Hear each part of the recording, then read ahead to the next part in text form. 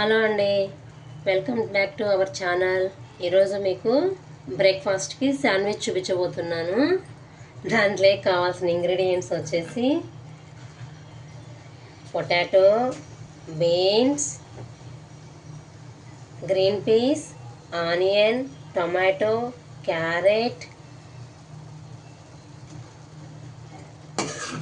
Cabbage, cauliflower, capsicum వేసి ఇలా బాగా దగ్గరకు అయ్యేంత వరకు మరిగించుకోవాలండి గ్రేవీని.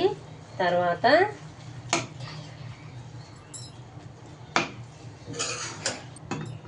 ఇలా అన్నీ బాగా మగ్గేంత వరకు మగ్గించుకోవాలండి. మంచిగా మగ్గిన తర్వాత దీంట్లో కొంచెం టేస్ట్ సరిపడా సాల్టు, చిల్లీ పౌడర్, నేనైతే కొంచెం ఫ్లాక్స్ సీడ్స్ పౌడర్ కూడా యాడ్ చేశానండి టేస్ట్ కోసము, అది ఆప్షనల్.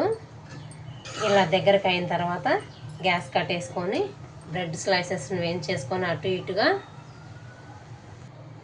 మొత్తం గ్రేవీ కర్రీ అంతా అలా అయిపోయినాకండి మనం ప్యాన్ మీద బ్రెడ్ స్లైసెస్ కాల్చుకోవాలి అటు ఇటు. నేను మల్టీగ్రెయిన్ బ్రెడ్ తీసుకుంటున్నానండి. దీన్ని మనం బటర్ కానీ నెయ్యి కానీ ఆయిల్ కానీ ఏది వేసుకున్నా, నెయ్యి వేసుకుంటే కొంచెం టేస్ట్ ఇంకా మంచిగా ఎన్హాన్స్ అవుతుంది.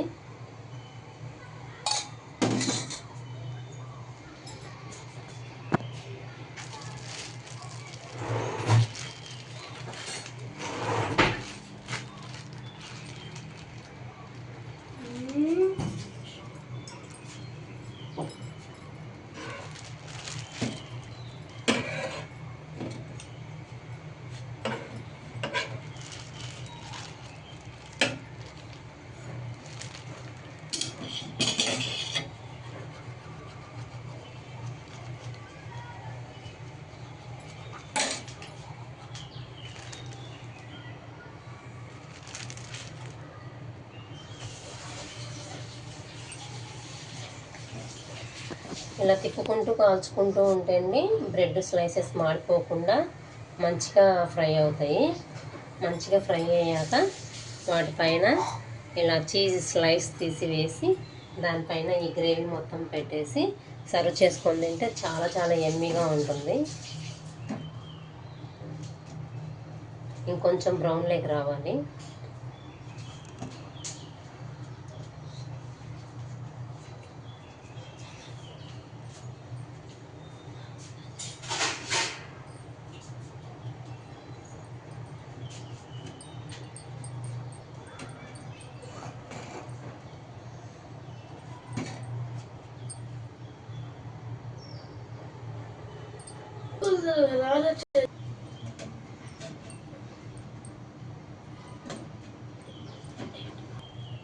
బ్రెడ్ అయితే ఇట్లా మంచిగా రోస్ట్గా ఫ్రై అయిపోయిందండి. దీన్ని ఇలా తీసుకొని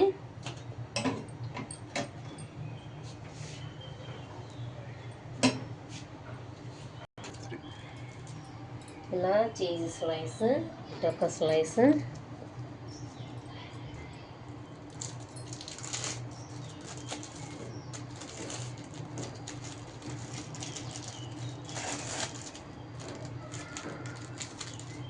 ఇటొక స్లైస్ వేసి దీనిపైన మనం ముందుగా ప్రిపేర్ చేసి పెట్టుకున్న ఈ స్టఫింగ్ అంతా స్టఫ్ చేసుకోవాలండి.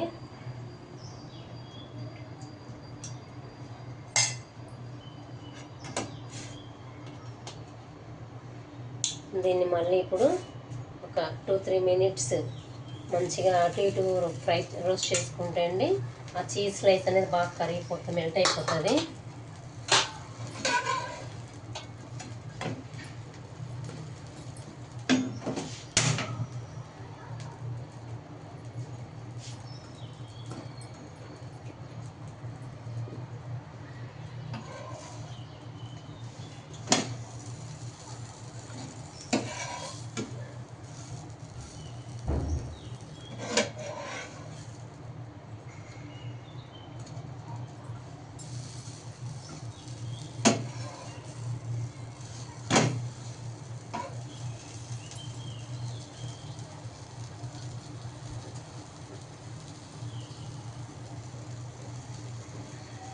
ఇలా హీట్ చేయడం వల్ల అది మొత్తము మనం పెట్టుకున్న స్టఫింగ్ కూడా ఆ చీజ్ అనేది ఫ్లేవర్ పడుతూ ఉందండి. సో దానివల్ల పిల్లలకి టేస్ట్ అనేది చాలా ఇష్టంగా తింటారు. వాళ్ళు పిజ్జా టైప్లో ఇష్టంగా తింటారు.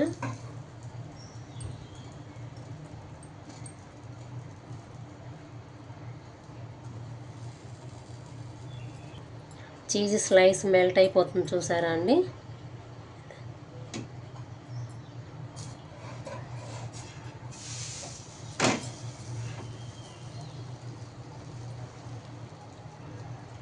అంతే అండి, శాండ్విచ్ రెడీ అయిపోయినట్టే.